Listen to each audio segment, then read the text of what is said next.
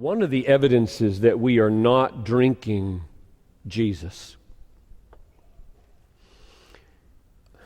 either because you're an unbeliever and you've never even tasted, or because you're a believer and something has begun to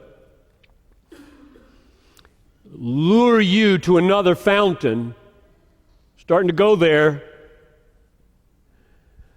or you've just blocked him out because you've got some hidden thing you want to keep doing or whatever.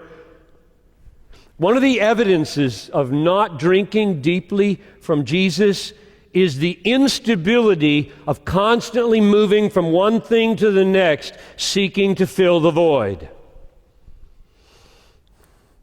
You may be going through sexual partners.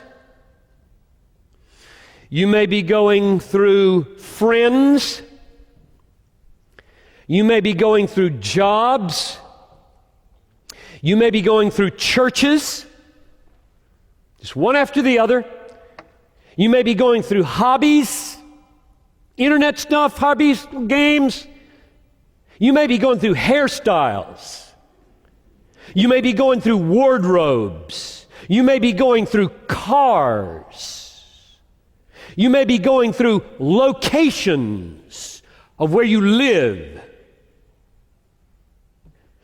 Because there's no deeply contented identity in Christ.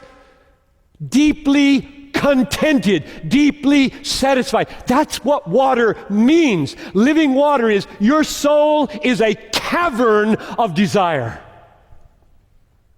And I offer myself to you, Jesus says, as water that lives. It becomes a well. It just satisfies day after day. You get up with hungers and longings and soul achings in the morning. Come to me and you'll find stability of contented identity.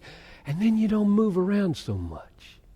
Jump in here, jump in there, jump in here, jump in there. Crave, crave, crave, crave, crave, crave. Nothing's working. Oh, don't you love people who are so deep with Jesus, they know where it's at, the water. They live by the fountain. They never go anywhere. They just live there. They're not jumping from job to job and wife to wife and girlfriend to girlfriend and job to job and car to car and hairstyle to hairstyle. They are so there. Now, here's the interesting thing about that. That sounds static, doesn't it? Baloney. It isn't static. Believe me, it isn't static. I don't mean that the Christian life, with that kind of centered, deep, satisfied identity by the fountain, satisfied day after day, freshly with new water coming up from this friendship and this relationship, I do not mean this is static. There is a difference between confident movement of faith and craving movement of frustration. You got that? There is a difference between confident movement in faith and craving movement of frustration. Got to move because this is not working. Here, move, move, move. Or this is so working, I'm taking it. I got a plan. I'm making something in my life. I'm not wasting it. I am moving to China. I'm moving to Ukraine. I'm moving to Southeast Asia. I am on the way because I got my feet on a rock. And there's a fountain coming up out of this rock. And it goes with me everywhere. It's Jesus, not any geographical location. So don't hear me say that the movement in life, job to job and hairstyle to hairstyle and wife to wife and sex to sex and TV program to TV program, that the alternative is frozen. I got the fountain. You know that's not what I'm talking about. This fountain is really a moving fountain.